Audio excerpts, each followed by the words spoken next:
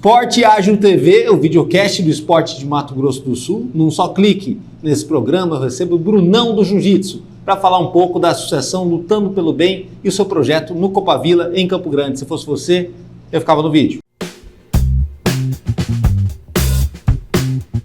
Sejam bem-vindos. Obrigado. Muito bom. Obrigado por receber. Poder falar desse projeto social bacana que você desenvolve aqui em Campo Grande, né? E o quanto que o esporte pode transformar vidas, né? Chega a ser clichê, mas assim, se tem uma área da vida que a gente pode fazer uma metáfora sobre a nossa própria existência no esporte, né? A luta da sobrevivência, a luta da superação, a luta do exemplo valer para alguma coisa, né? E nisso daí vocês têm conseguido, de pouquinho em pouquinho, de aluno em aluno, né? A cada ano, trazer essa diferença. Sejam bem-vindos, né? E eu queria que vocês falassem um pouquinho lá do começo, né? Como que tudo começou, essa ideia da associação, da captação de alunos, desenvolvimento desse trabalho na área sul de Campo Grande, né? Eu comecei no jiu-jitsu um pouco tarde, né? Comecei com 35 anos. Sério, então eu sempre tive interesse em fazer arte marcial, mas eu morava no interior. Chamar qual cidade? Jardim.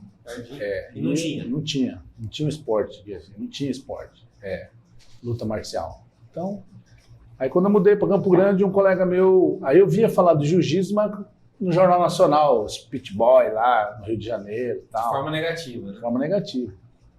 Aí um colega meu falou: Bruno, vamos lá treinar jiu-jitsu lá, você tem um biotipo bom para treinar jiu-jitsu, cara. Eu falei: cara, isso aí é esporte de rico. De rico, de cara violento, né? E até hoje tem pessoas que pensam isso. Aí eu fui, fiz uma aula,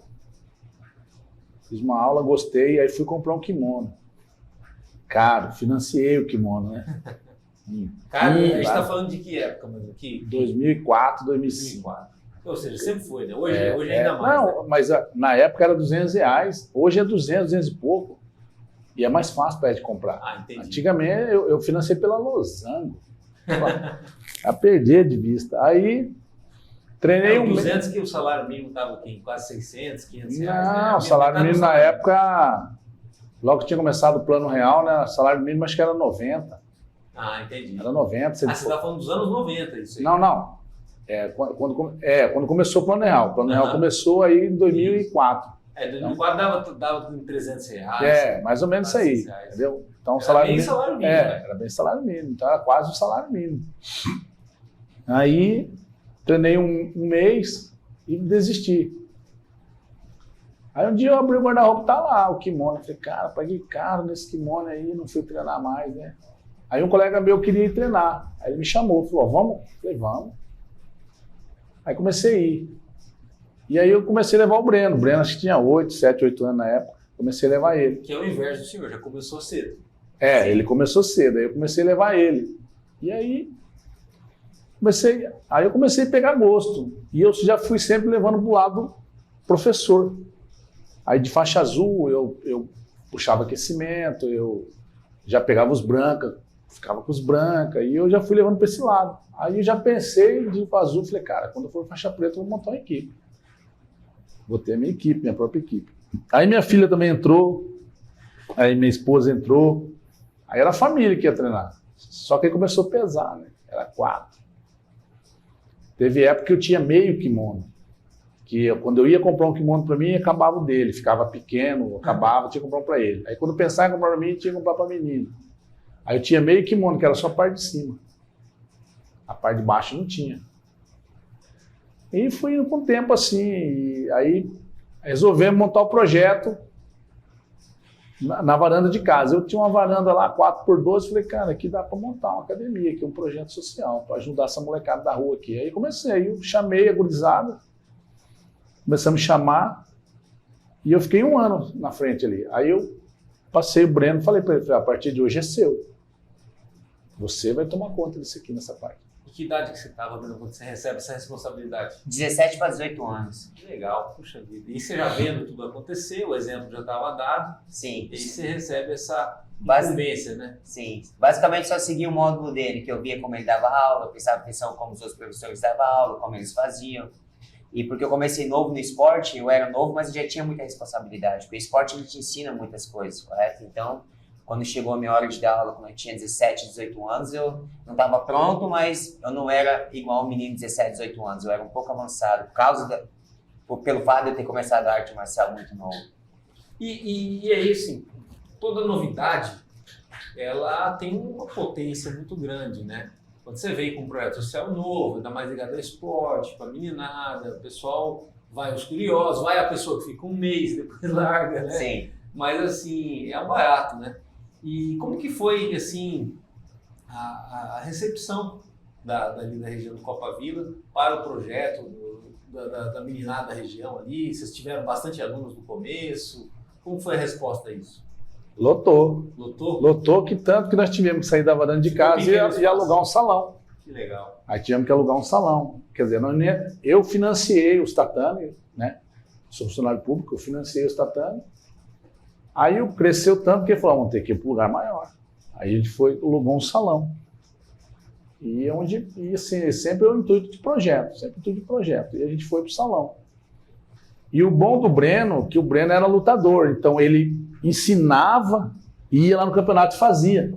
Puxa vida, Então os caras, ele falava assim, o Buri falava, isso aqui não vai dar certo. Ele ia lá no campeonato e fazia técnica. No adversário, aí deu certo. Entendeu? Então assim, aí a gurizada respeitava muito ele porque além de ele ser professor, ele era um baita de um lutador. Então a gurizada ia lá, via ele treinando, pô, é o Breno que está dando aula, né? Então ele era muito conhecido na época. Uma coisa completava a outra. Exato. Ele era um bom atleta e um bom professor. Então o que ele passava ali, a gurizada acreditava. Então o que ele passava, às vezes, que nem eu falava, uma vez a gente teve um problema lá, e dois faixa preta veio conversar comigo, eu falei, cara, o que o Breno falar é lei. Se nós falar, a gurizada não vai acreditar nele, não em nós. Porque ele fala e faz. É um exemplo mais próximo. O exemplo mais próximo. É que nem aquele, as palavras ajudam, o exemplo arrasta, né? Então ele fazia isso aí. Agora, disso daí, para quem começa a praticar arte marcial, é claro que ele se envolve naquele mundo, tem a disciplina, tem a filosofia de vida, mas as competições, elas também envolvem ainda mais, né? Sim. Porque todo mundo que adquire algum conhecimento ou alguma expertise, ele quer aplicar aquilo, né? Nesse momento que seu pai fala, você já tem uma curva de aprendizado no momento que você já é um expert, né, que chama a atenção das pessoas, e por isso aquilo que você ensina tem um valor muito maior. Mas em que momento que você consegue já se ver no esporte muito bem, assim, competitivo, de certa forma, e indo bem em torneios e trazendo medalha para casa? Eu acho que quando eu tinha 16 para 17 anos, foi quando eu comecei a acreditar que eu poderia ganhar vida com aquilo, que eu poderia levar aquilo profissionalmente. Porque quando eu tinha 17 anos, eu era juvenil e eu comecei a lutar na categoria adulto. Eu era faixa azul. E teve um campeonato que eu acho que foi um campeonato local aqui de Campo Grande. Teve um evento que na categoria a pena, que era a categoria que eu lutava, tinha 35 inscritos ou algum número parecido. E eu ganhei esse campeonato. Depois desse campeonato, eu pensei, peraí, eu sou bom nisso. Eu só tenho 16 ou 17 anos, eu não lembro, 16, 17 anos. Tinha 35 atletas nesse evento e eu ganhei. Então, a partir desse momento, eu comecei a pensar, não, talvez eu possa levar isso profissionalmente. Ou seja, é um momento chave, como o senhor falou do kimono, do guarda-roupa, né? Que aquele dia, talvez, mudou tudo, mudou toda a história, né? Aquela tomada de decisão, como é também que ele fala do campeonato, ali você transfere, e na verdade, essa experiência vivida de do ponto de mutação, de transformação, que é que vocês também tentam incentivar os alunos, né? De que através daquela experiência, né, envolvendo aquele esporte, algo vai mudar na vida deles, né? Sim. Então, assim, muito mais também que só o esporte ou só as aulas, tenha também a conversa, né, a explicação, a troca de ideias, né? A gente sempre incentivou os alunos a competirem, não só para ser um campeão, mas para se desafiar e se conhecer. Porque, um exemplo, às vezes a gente tem um problema dentro da gente, e aí a gente pensa, tem que trabalhar. Eu tenho que fazer isso. Você nunca lida com aquele problema, você nunca entra dentro de você para lidar com o problema, porque às vezes o problema é você e você tem que entrar dentro de si, correto? E quando você participa de um evento, não tem como você correr de você. Você acorda você e você. Então, às vezes, você vai competir, é o que eu falo para os meus alunos que não são atletas, porque tem dois públicos, tem os competidores, a galera que é atleta, essa galera, eu quero que ele seja campeão e eu cobro deles para ser campeão. Mas tem a galera que faz jiu-jitsu por hobby. Essa galera que faz jiu-jitsu por hobby, eu sempre encorajo eles a lutar por esse motivo, para eles se conhecerem, para eles lidarem consigo mesmo. E naturalmente leva para outras áreas da vida, né? Sim. Como foi o caso do senhor também, né? Ali, tanto para, eu acredito, pelo que o senhor falou, a questão do convívio familiar foi totalmente influenciado pela questão do esporte, como a tua visão para a vida em geral? O senhor falou que é servidor público, né? No que para outras áreas que não tem a ver com jiu-jitsu, com esporte, isso tudo acabou revolucionando também, te reinventando? Rapaz, você acaba... Lembrando que o ambiente do funcionalismo é um ambiente competitivo, de muito desgaste mental, a gente sabe que tem muitas pessoas às vezes se afastam até por conta disso, seja em qualquer esfera, né, tal. Eu trabalho... Então, assim, se não tiver um esporte e a atividade prática frequente, a pessoa também pira num ambiente desse. Né? Então, eu trabalho em dois ambientes muito carregados, que é o hospital e o presídio. Puxa. Então, é um ambiente carregado demais. Então, se você não souber ter autocontrole, você pira. Então, e o jiu-jitsu, ele me deu muito autocontrole, que até então eu jogava futebol, eu jogava vôlei, eu era encrenqueiro. Eu era muito encrenqueiro, entendeu? Sabe? E depois que eu fui pro jiu-jitsu, eu melhorei muito. Eu, 110% eu melhorei. Virou uma nova pessoa. Virou uma nova pessoa. O jiu-jitsu, ele te transforma, você começa, que nem ele falou, você começa a se conhecer. Aí você vê quem é você e vê seu potencial. Aí você fala, não, cara, mas eu não preciso fazer isso, você não precisa fazer aquilo. E não querendo falar mal de outras artes marciais, de outros esportes, o jiu-jitsu, você vai num campeonato, você não vê briga, você não vê ninguém xingando ninguém. Às vezes, muito difícil xingar um árbitro, mas muito difícil aí. É mais, o pessoal vai mesmo para torcer, para ter aquela confraternização, para se testarem. E o pessoal começa a entender isso aí, que não é você ir lá xingar, ofender, querer sair, querer brigar. É a luta a luta é dentro do tatame. Acabou aquilo ali, acabou. Você tem seu adversário dentro do tatame. Acabou ali, você sai, vão conversar, troca amizade, Facebook, as coisas lá e acaba virando amigo. E muitas vezes o que perde hoje pode ganhar amanhã, né? O esporte ensina isso também, né? Agora, você está com qual idade, Breno? 28. 28. A maioria das pessoas da sua geração, né, que nem sei que letra que você tá, né? Tem gente que fala de geração X, Y, Z e tal, mas é um mundo novo, um mundo totalmente diferente do que seu pai enfrentou, do que eu enfrentei, visto que vai exigir muito uma força mental de adaptação e capacidade de negociação, né, e de assertividade. Ou seja, são coisas antagônicas. Você tem que ser bom na negociação para poder lidar com a adaptação, você vai estar vivendo toda hora cenários diferentes. É exigido uma assertividade, quer dizer, um grau de autoafirmação da pessoa, mas se exagerar nisso também acaba criando conflitos e tudo mais. Sim. Diante disso, a gente tem aí efeitos dessa nova sociedade com relação a muita intolerância, com relação a de certa forma, até inconsistências e falta de razoabilidade com relação a resultados das coisas. Por exemplo, você acaba uma eleição, as pessoas brigam por causa do resultado da eleição. Nas empresas é super difícil também se controlar ali a linha de onde que termina o direito de um e começa de outro. Algo que o esporte, o jiu-jitsu ensina muito.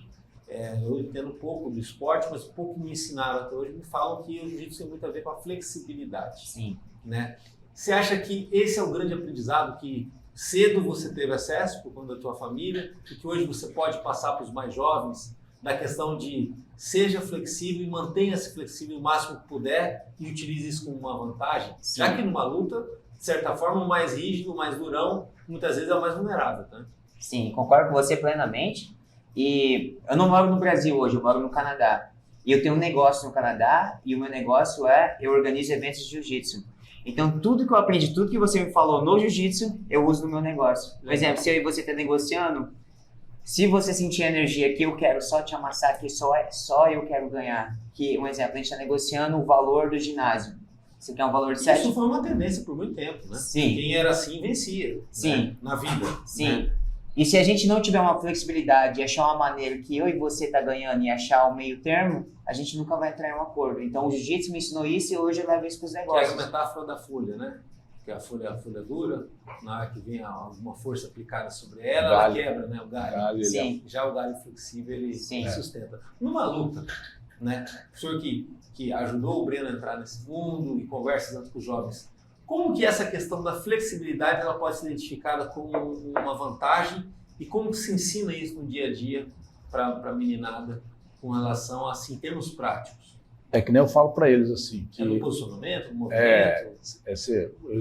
Dizem que você pode usar até a força do outro para você aplicar o golpe no outro. O jiu-jitsu você usa a força do oponente a seu favor, né? Se ele está te empurrando para lá, você vai catar ele e jogar ele para lá. Porque você está usando a força dele, você não vai jogar ele para lá. Porque se ele está te empurrando para cá, então você vira e manda ele para lá. Então, assim, no jiu-jitsu, nós temos a máxima que fala, no jiu-jitsu, ou você ganha, ou você aprende. Você nunca perde. Então, você acabou uma luta, você perdeu, você vai lá e começa a pensar naquela luta. Então, a gente põe assim, no jiu-jitsu você nunca perde. Ou você aprende, ou você ganha, ou você aprende. Então, a gente põe que não vai perder. Então, a gente põe sempre os moleques para eles fazerem o melhor deles. Não conseguiu, vamos para o próximo. E outra coisa que eu sempre falo para eles, não somos lutadores de um campeonato só. Ganhou, por exemplo, eles tinham um campeonato sábado passado. Quem ganhou, quem perdeu, passado. Não vamos ficar vivendo aquilo ali, lamentando porque perdeu aquele campeonato, ou se vangloriando porque ganhou aquele campeonato. O próximo eles estão focando lá em São Gabriel. Então a gente usa, que nem você falou, a gente usa a força do oponente para nós. Então essa flexibilidade, o que o jiu-jitsu ele é uma luta de solo, onde você tem que ter ou muita flexibilidade com o seu quadril, com suas pernas, ou o seu quadril tem que ser muito duro. A gente usa muito quadril, essa parte de quadril e tal. Então são as duas coisas que onde você perguntou da flexibilidade, a gente procura usar sempre a força do oponente a nosso favor, né? Ou seja, de certa forma, embora muita gente não tenha esse conhecimento, por ignorância, vai muito além de uma luta, porque é uma disputa de inteligência também, né? Sim, é um xadrez. É um xadrez, né? Isso que eu ia perguntar. Cedo você identificou isso? Porque eu acho que esse é o grande ponto de virada entre o atleta e o praticante, né? Na hora que ele começa a raciocinar aquilo como um xadrez, de certa forma ali nasce alguém com um casamento com aquele esporte. Sim, é um xadrez. Eu identifiquei isso cedo, porque eu comecei com 8 anos e eu comecei a competir muito cedo. Eu acho que depois de um mês de treino eu já fui pro meu primeiro campeonato. Então eu tive bastante experiência. Eu acho que quando eu tinha uns 10 anos eu comecei a entender isso. Dos 8 aos 10 anos eu era muito agressivo, eu queria muito ganhar, mas eu não pensava muito. Aí quando eu cheguei com uns 10 anos que eu comecei a lutar com os meninos maiores, algumas das vezes eu notei que eu tava perdendo, não por força, não por jiu-jitsu, mas por estratégia. Eu falei, não, peraí, eu tô fazendo algo errado e eu tenho que pensar mais, isso aqui é um xadrez. Então acho que quando eu tinha uns 10 anos eu notei isso. Falei, calma, não é só força, não é só agressividade, você tem que jogar esse xadrez, você tem que pensar no que você tá fazendo. Você tem que pensar a cada movimento que você tá mexendo, a cada peça. E outra, trabalhar previsibilidade, a questão da adaptação que eu falei agora há pouco, e a questão de saber lidar com o desfecho, né? Que é o que a gente falou. Muitas vezes o desfecho não é o que você imagina, o que você quer realmente. Agora, assim, dentro do que o senhor falou, o Breno também falou, esse aprendizado do jiu-jitsu, de entender que a vida não é um improviso, né? Que é uma coisa que é muito importante, né? Se entender, se saber. Embora no Brasil tenha essa cultura do improviso, deixa a vida me levar, né? Não dá para ser assim, você não entra numa arena, numa luta, sem uma estratégia prévia de ação e um conhecimento prévio do oponente, né? O senhor acha que talvez a maior lição que passe para o grupo de pessoas que está ali, seja atletas como o Breno ou aquele cara do praticante que gostou do esporte, seja a diferença entre o treinamento e um momento chave, como é uma luta? Né? Porque muitas vezes a gente treina, chega na luta, é surpreendido, né? Totalmente.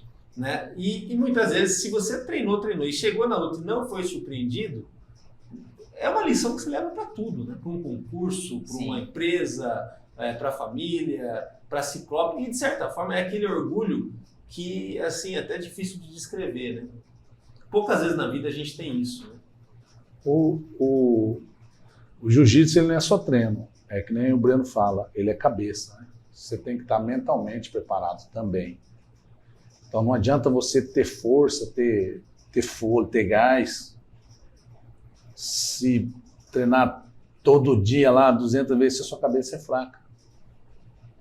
Então a cabeça, o cara está concentrado, está preparado mentalmente, É o principal. é um dos principais fatores. O senhor tem entendido isso também de uma maneira muito breve? Te ajudou a se manter no esporte, apesar de ter começado tarde? Tem muita gente que, assim, era a desculpa perfeita, né? Começou tarde já. Se eu tivesse começado antes, eu ficava mais tempo no jiu-jitsu e tal. Você ignorou essa desculpa e seguiu em frente. É que eu assim, o que eu coloquei na minha cabeça? Por ser começado tarde, eu coloquei na minha cabeça que como acho que a maioria dos pais fazem, né? É realizar nos filhos. Entendi. Puxa, Entendeu? Então, não, vou me realizar no meu filho, vou me realizar na minha filha, vou me realizar. Aí então, o que aconteceu? A gente focou, ele ficava entre o futebol e o jiu-jitsu. Ele ficava nos dois ali. Quando tinha campeonato de futebol, ele ia, quando tinha campeonato de jiu-jitsu, ele ia. E a gente ficou nessa aí. Só que assim, a gente nunca forçou ele a nada. Não vai futebol, bora futebol. Vamos, você vai jogar? Vamos lá. Ele levava, ia assistir ele. Jiu-jitsu eu ia, eu lutava também. Aí assim, a gente nunca forçou, não, você tem que ser isso, você tem que ser aquilo. A gente sempre deixou ele escolher. Aí tanto que uma vez a gente foi em Goiânia e a gente tem um parente lá, o parente da minha esposa, ele era diretor do Vila. E eu falei que o Breno jogava futebol e tal. Ele falou, não, pode mandar o Breno ano que vem aqui. Ele vai treinar aqui no Vila. Ele vai treinar aqui e vai treinar aqui, vai estudar aqui, vai morar comigo aqui. Aí a mãe dele começou a chorar. Aí eu lembro até hoje, ele olhou para mim e fez assim, ó.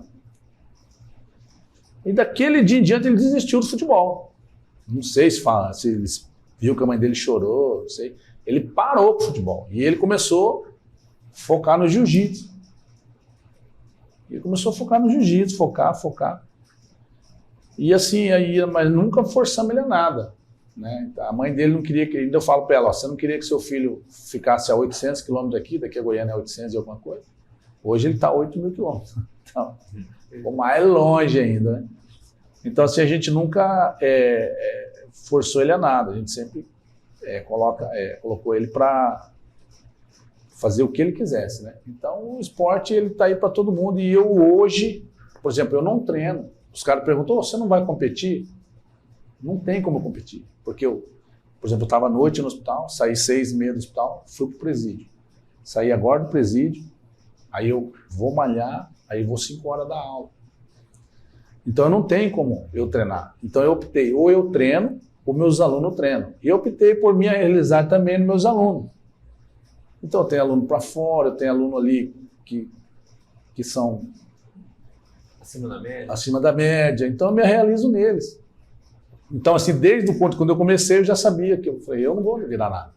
E tem várias formas de ser campeão. Exato. Então, ser campeão pela superação de alguém também é ser exato. campeão. É um menino que a gente tira da rua ali, eu estou sendo campeão.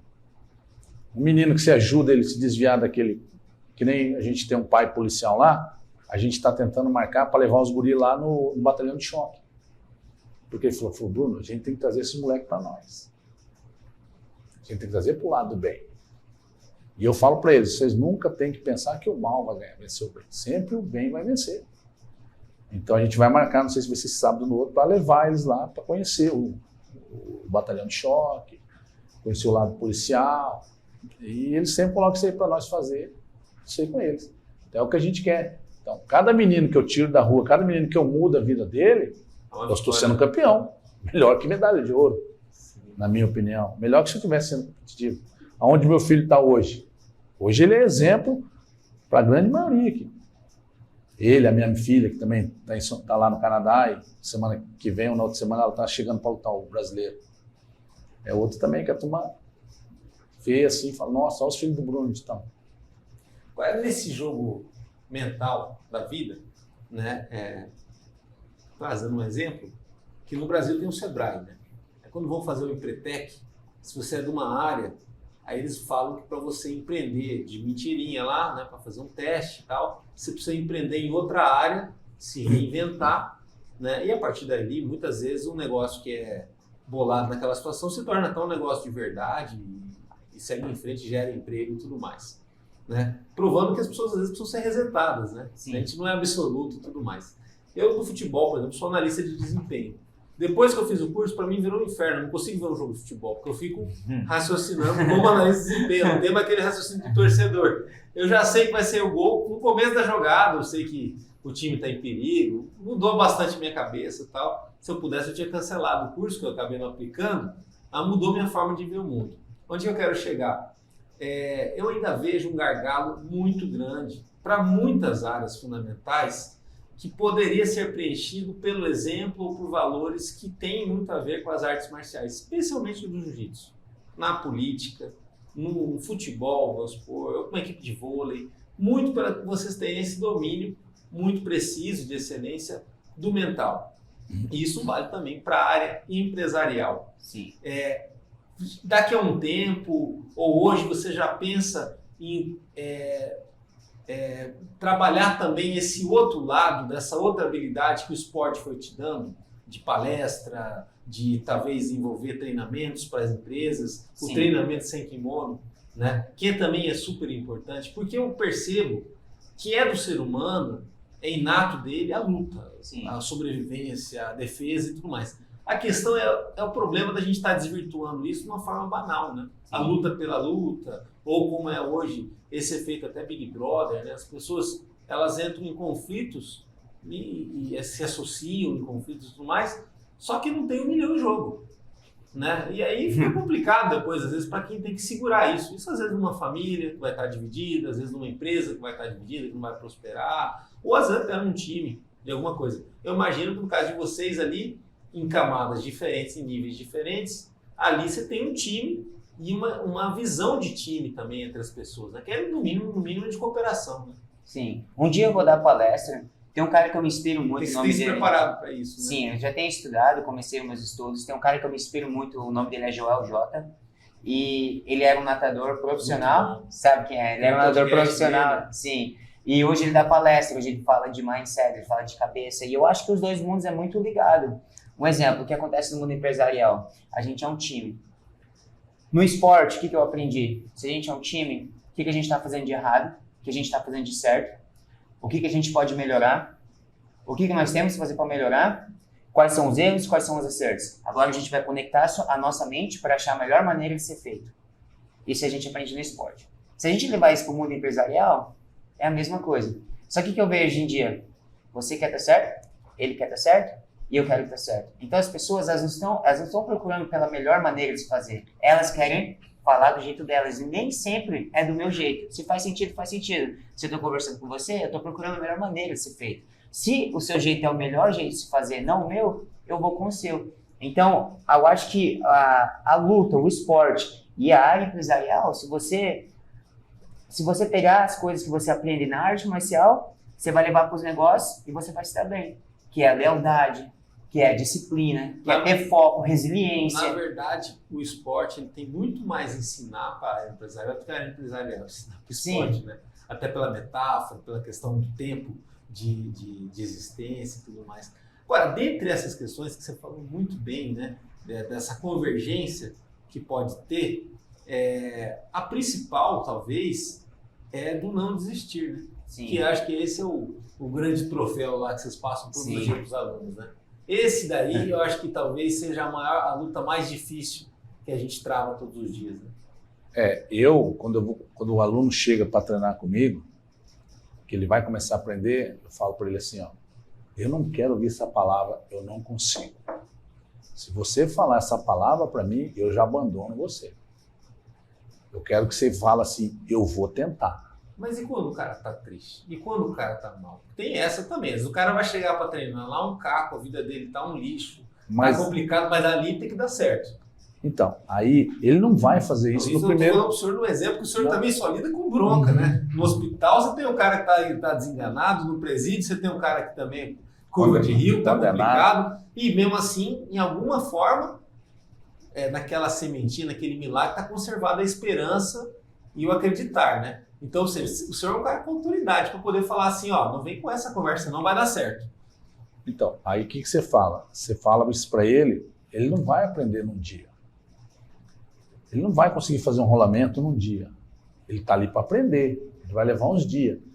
Mas ele nem viu, ele nem tentou, ele vai falar, eu não consigo. Verdade. Se ele nem tentou, eu quero que você fale para mim, eu vou tentar.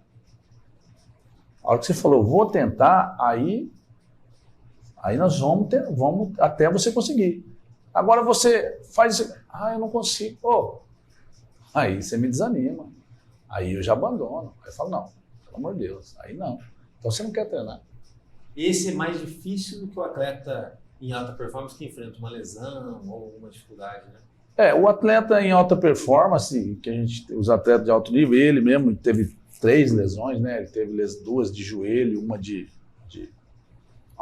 ombro, assim, eles ficam muito... Esse aqui mesmo, quando fica com lesão, ele fica nervoso, né? Ele se afasta Mas assim, a gente tem que entender a hora dele, né? Que assim, às vezes, tipo, do campeonato agora, a menina foi lá assistir nós e ela lesionou, no meio da semana, lesionou o braço e não pôde competir.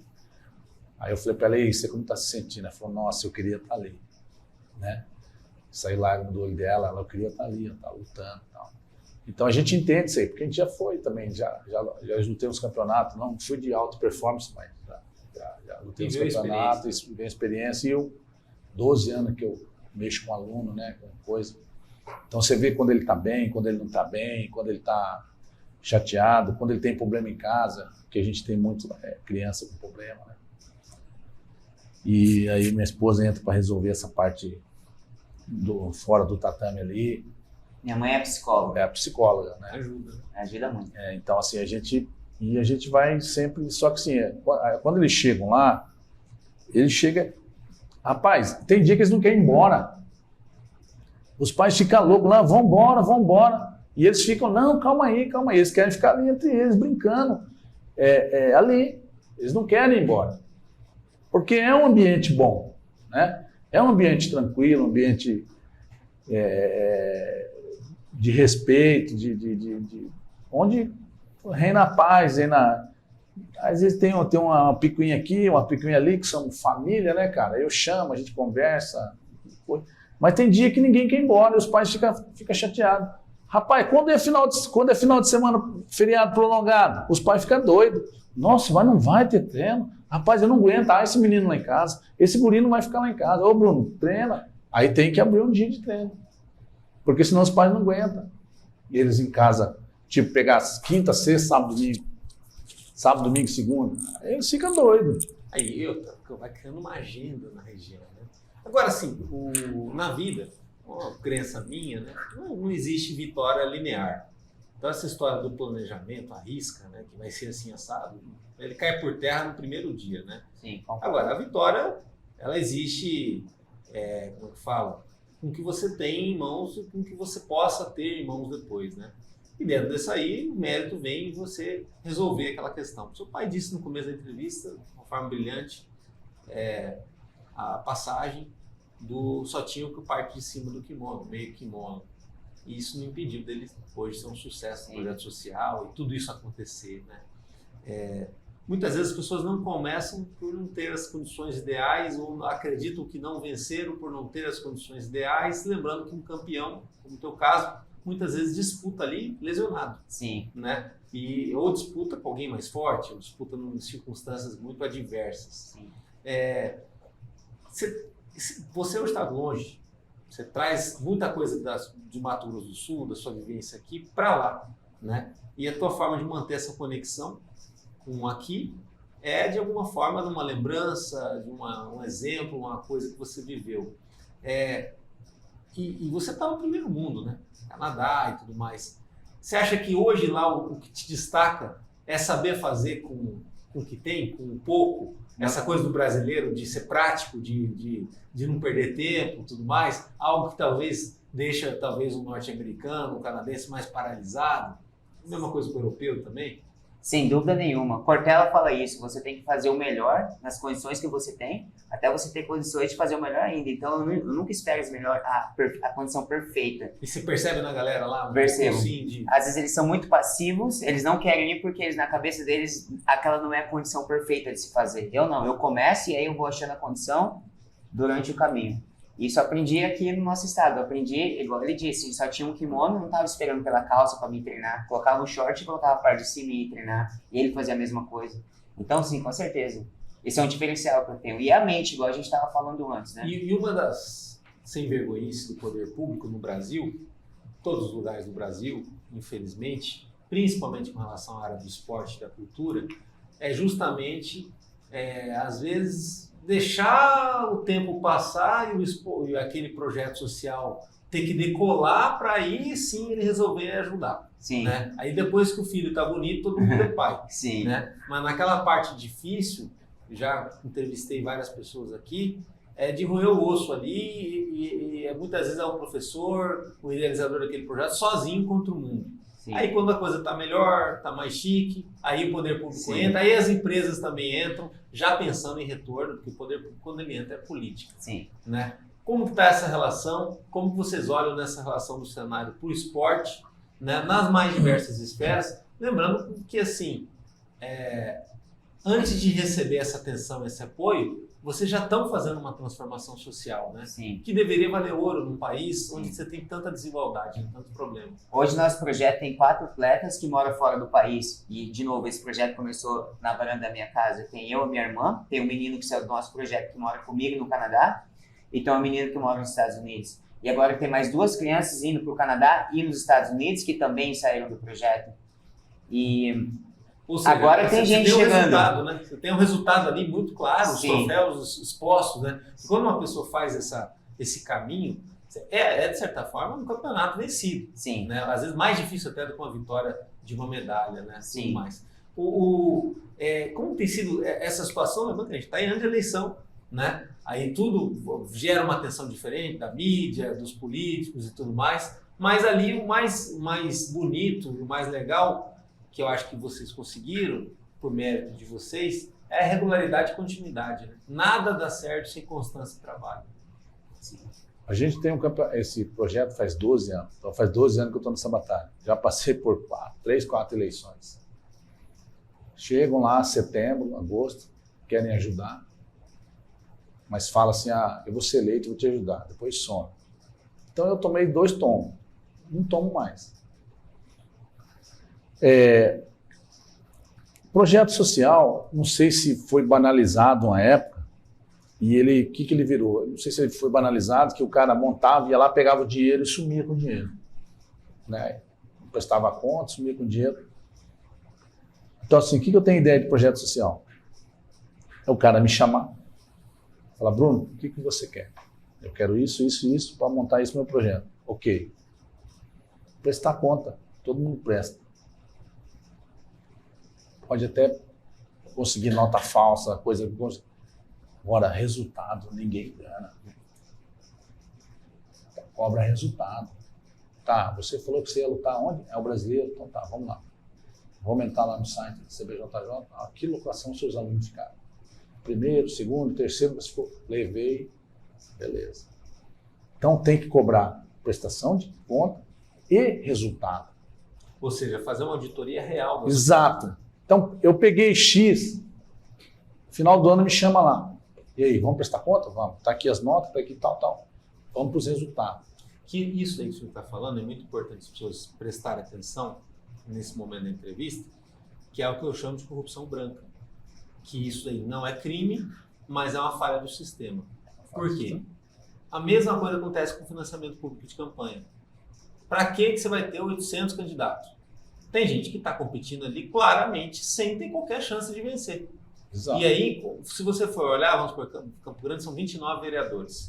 Né? Você tem aí, como é numa competição do jiu-jitsu, do esporte, você tem uns 150, 200 ali, com alguma chance ali, notoriedade, conhecimento e tal. O resto, você tem um dinheiro ali que ele serve só para o recheio do bolo. E que, na verdade, se você for ver lá na frente, o dinheiro do recheio do bolo é mais caro que o bolo. Né? E assim é em várias coisas. As ONGs, o senhor falou, como é também a imprensa, hoje são quase 2.000 sites no Mato Grosso do Sul. Né? Então, será que todos os sites têm esse compromisso com informação, com notícia? Será que todos os sites vão fazer a cobertura ou tentar acompanhar as realidades que estão acontecendo em Campo Grande? As ONGs, as várias ONGs, todas têm trabalho prestado e alguma transformação ali evidente, ou só existem no CNPJ e aí tudo mais, né? Porque é nisso que o dinheiro público ele vai se esvaindo e ele não chega na finalidade para turbinar, às vezes, um projeto que o mais difícil eles fizeram, que é começar e dar continuidade e sustentar ali um projeto que, na verdade, não é nem mais de vocês, né? É da comunidade em geral, do bairro, da cidade de Campo Grande. E a gente faz... então, aí a gente pega essa parte aí do resultado. O resultado não tem como você passar a perna. Aí, tá, eu apresento as notas e o resultado. Ah, eu não levei, mas e aí? Não tem como tratar tudo igual. Tá, né? pai, mas se você não levou, como que você gastou tudo isso aí de dinheiro? Você não tinha lá, não tinha programado para levar em São Paulo, levar no Rio, levar não sei onde o resultado? Mas então é o seguinte, você vai ficar preso até você devolver o dinheiro do povo, que é dinheiro do povo que está ali, que está sendo investido. Não é dinheiro de político. Não é um fulano de tal que tirou do bolso daquele, é dinheiro do povo, é uma emenda parlamentar, que é dinheiro do povo, é dinheiro nosso, dinheiro de imposto. Então esse dinheiro ele tem que ser devolvido. Se ele foi passado para mim devolver para a sociedade. Eu tenho que, se eu estou lidando com criança, cuidando de crianças, então eu vou usar esse dinheiro para cuidar das crianças. Eu não vou usar para o meu bel prazer, para mim comprar carro, para mim comprar casa, para mim comprar coisa. Não, eu tenho que usar para minhas crianças lá. E através dos resultados é um negócio onde vai ser difícil ser enganado. Entendeu? O projeto igual ao do meu pai, a comunidade toda se beneficia. Por quê? As crianças que não vierem atletas profissionais, elas vão aprender muito no esporte. E elas vão levar todo esse aprendizado para a vida profissional delas. Então a gente tira crianças das ruas, a gente mandou crianças para morar para outro país. Esses meninos hoje falam inglês, aprenderam uma outra língua. Atletas competitivos. Atletas competitivos. Eu já trouxe resultado na escola melhor. Isso. Eu já trouxe canadense ali pro bairro, já teve amigos meus que veio visitar o bairro, ou seja, os comerciantes estão ganhando. Por quê? Porque a galera vai, a galera gasta, eles ganham em dólar. Então o poder de compra deles é maior. Os comerciantes estão ganhando, a comunidade está ganhando, tá todo mundo ganhando. A gente precisa de mais projetos igual esse. Agora, a tua vida ela é muito interessante porque você tem a oportunidade com o esporte oportunizada pelo que seu pai não teve. Sim. Aí, do esporte, você consegue ter uma alta performance e não ser um egoísta. Manteve toda a questão da formação humana por conta de você ter saído de um projeto social. Sim. E hoje você está lá no primeiro mundo. Ao que a gente sabe, o primeiro mundo ele é mais vertical nas propostas e ações para a comunidade do dinheiro público. E no Brasil o dinheiro rodeia demais, o dinheiro não chega. Sim. Né? Os orçamentos são bilionários. Chega quebrado. Chega quebrado, não chega, chega atrasado, não funciona bem. No fundo, ter ido para o exterior te ajudou também a ampliar um pouquinho para entender também, talvez, a importância de existir projetos como esse, né, que você fez parte, e também o quanto que a gente não potencializa experiências como essa. Né? Isso lá no exterior teria uma camada muito mais forte. Sim. De ação, né? Com certeza. Muito mais ajuda, muito mais pessoas, né? Tudo mais. Eles não perdem tempo com isso. Né? Não. E aqui, imagina um projeto igual esse em cada bairro de Campo Grande. Pois é. Não só no jiu-jitsu. Lembrando que o Copa Vila e vários outros bairros ali da região tiveram famas aí nos anos 90 de violento, de assalto Sim. de casa, do jovem ocioso, do racha naquela avenida principal ali, Sim. né, tal. Então você ter uma história bonita sendo contada quebra tudo isso, né? Muda totalmente a ideia da região. Principalmente numa demanda que o poder público nem fazia ideia que existia. Né? Vocês abriram, deram a oportunidade, surgiu a demanda. Né? Sim. Muita gente aponta o problema, mas ninguém chega com a solução. Não é fácil você apontar o problema, cutucar o problema, mas quem está disposto a pensar na solução e ajudar a solucionar o problema, né? Agora, uma pergunta, uma ignorância minha, né? Quando uma coisa dá certo, que não estava falando com o Breno, a importância troca de informação, um intercâmbio, às vezes você dá palestra, um curso, alguma coisa disso. O senhor não acha que uma coisa que o poder público poderia usar mais, né? E aí é um momento ainda disso acontecer, porque muitas vezes o poder público tem que admitir que ele não é tão bom para fazer as coisas. Seria também usar um pouquinho a expertise do senhor e a experiência de projetos como esse, ou de pessoas como o senhor, para ajudar na criação de outros projetos? Porque nesse momento, talvez em Campo Grande, alguém está começando um projeto, abrindo a varanda da própria casa e totalmente assim, preocupado, talvez tomando essa atitude, mas em dúvidas. E ele precisaria conversar com alguém de igual para igual para poder encorajá-lo, né? E aí a coisa seguir um caminho até mais fácil do que foi para o senhor, né? E isso a gente não vê, né? É tudo muito desconectado. O poder público, como ele é um elo de ligação, às vezes até de investimento, mas ele poderia fazer melhor essa conexão. E isso a gente não vê. Eu, pelo menos, não sei disso, né? O poder público é política, né? A política hoje em dia é confronto, né? Se ele der um poder para mim, eu vou crescer. E o poder público não quer que eu cresça. O poder público quer que eu fique submisso. Entendi. O poder público quer que eu fique de migalhas, né? Por exemplo, ele foi embora para o Canadá e ele ajuda o projeto.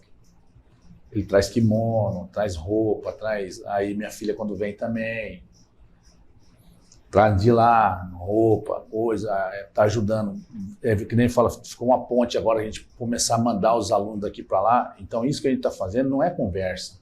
Porque nós já fizemos isso aí sem condições. Quando ele foi para lá não tinha ninguém lá. Hoje nós temos 3 pessoas lá. Então, a partir de agora, as coisas vão ficar muito mais fáceis para nós, para mandar aluno para lá. Então, e é o meu sonho, é mandar todos os meus alunos lá. Eu falo para os pais, eu vou mandar seus filhos embora daqui. Vocês que se virem, para não deixar eles ir, entendeu? Mas esse é o meu sonho. Então, o pessoal, ele não quer ver você crescer. O pessoal quer você submisso. Tá? Então, só que ele lá fora, ele tem outra visão. Tem uma liberdade de ação. Exato, ele tem uma visão e ele vem e fala, pai, é assim, assim, assado. Nós vamos mudar isso aqui, nós temos que mudar. E nós estamos mudando, e nós vamos mudar. O meu pensamento sempre foi isso aí. Eu não quero ganhar nada dos meus alunos. Se for lá, você tem que me pagar. Eu não quero. Eu tiro dinheiro do meu bolso para colocar no projeto. Entendeu? Então, assim, você ficou lá e você tem que me dar. Não tem que me dar. Eu fiz porque eu gosto de fazer, eu gosto de fazer, eu quero fazer. Então pego a criança e der, eu não vou mandar embora daqui, vai, sabe? Se não lembrou de mim, não me interessa. Me interessa que eu fiz aquela parte. Eu gosto de fazer o bem, eu me sinto bem fazendo bem para os outros. Então essa é uma coisa que eu tenho. Pronto, no fundo, né? Até pensando em critérios divinos, né? Vem alguma coisa de volta, né? Ele é a prova disso. Aquilo que o senhor sonhou tanto, né? Digo assim, se realizar pelos filhos, tá conseguindo hoje, né? E porque é a prova que você fazer algo pelas pessoas, você tem um resultado máximo. Eu acho que nesse ponto a sociedade tem que amadurecer muito ainda no Brasil. No Mato Grosso do Sul, em Campo Grande, você tem aí as questões aí que envolvem muitos reinícios, né? Então, assim, enquanto você tem um projeto que tem 12 anos de consequência, continuidade, resultados claros, você vê o poder público, ele, igual o videogame, ele começa na primeira fase a cada 2 anos, a cada 4 anos, o que é péssimo, né? Muito ruim. E lá fora também você não vê tanto isso. Olha, obrigado. Foi uma grande honra falar com vocês. Alô. Acho que um exemplo Prazer. muito grande. E, como o senhor disse lá na frente, né? Nada mais forte que o exemplo. Aquilo que você enxerga, que você vê a curva, diz muito mais forte de qualquer discurso ou intenção, né? E uma pena que, olha, para cada projeto que dá certo desse, como o de vocês, vários outros não seguem, porque faltou uma mão amiga ali, faltou um incentivo a mais e faltou também, de certa forma, um encorajamento. Daí a importância dessa entrevista aqui, trazer a história de vocês. Muito obrigado.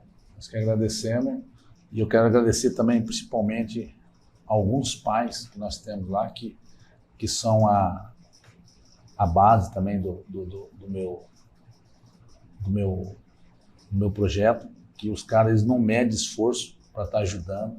A gente fala, vamos fazer isso, eles são os primeiros, são pais de aluno, vamos fazer aquilo, eles são os primeiros, eles pulam na frente, eles vão tomando conta, junto com a minha esposa. Então, assim, os pais, assim, que eu não vou citar nomes, porque vou esquecer de algum e pode ficar chateado, é de A a Z, tá? A galera do Brunão é de A a Z, para não esquecer de ninguém. E eles sempre estão comigo em tudo quanto é batalha. Precisou, chamei, ó, gente, já vem com ideia, vem com isso, vem com aquilo. E isso é que o projeto eleva o projeto, sabe? Porque acho que se eu fosse sozinho, eu não ia aguentar. E principalmente minha esposa, que ela, ano passado a gente sofreu um baque aí, a gente vendia balinha, proibiram nós de vender balinha. Aí não tinha como mandar as crianças para viajar. Aí reinventamos, começamos a vender coquetel nas barraquinhas. Aí proibiram nós também de vender, os donos das festas, não queria que a gente fosse. Então sempre tem um atraso, sempre procura não deixar. Mas isso acho que tem um propósito de Deus em tudo isso aí, né? E o que Deus é maior que tudo, maior que todos, e a gente não se arrega, sabe? Quando vem uma coisa dessa, até uma vez eu pensei em desistir, mas minha esposa falou, não, Deus tem coisa boa para nós, vamos embora para frente, vamos embora. Vamos embora, nós estamos fazendo bem. Eu estou fazendo bem, não estou fazendo mal a ninguém, eu estou fazendo bem. Sabe? E como eu falei, eu me sinto bem em fazer o bem. E eu quero continuar nisso aí, e eu vou fazer isso aí. Sabe? Meu filho tá me ajudando, eles me ajudam lá também, direto do Canadá lá, ajuda a gente, e é o que a gente vai fazer. A gente quer que todo mundo se dê bem. Independente de cor, de raça, de crença. Eu quero que meus alunos vão embora daqui. Que meus alunos explodam lá fora. Leva nosso nome lá fora. E se não levar meu nome, que cresça lá fora. E no dentro do coração dele, ele sabe que quem mandou ele para fora lá. De onde que ele começou? O primeiro armlock dele, o primeiro kimono dele que ele ganhou, que a gente recebe doação, ele trouxe um monte de kimono do Canadá, e a gente vai doando, vai passando para um, passando para outro. Aí é que nem roupa de pobre, né? A roupa do mais velho passa para o mais novo, aí entra o aquele lá mais velho, ele ficou grande, já passa para o mais novo que está chegando. E nós vamos assim, e não pode parar, a gente não pode parar. E eu trabalhando, 2 empregos e coisa, e minha esposa tomando conta, sabe? Ela é o carro-chefe de tudo, ela que toma conta e tal. Eu fico mais focado na aula, né? A gente poderia dividir, senão não conseguia nada.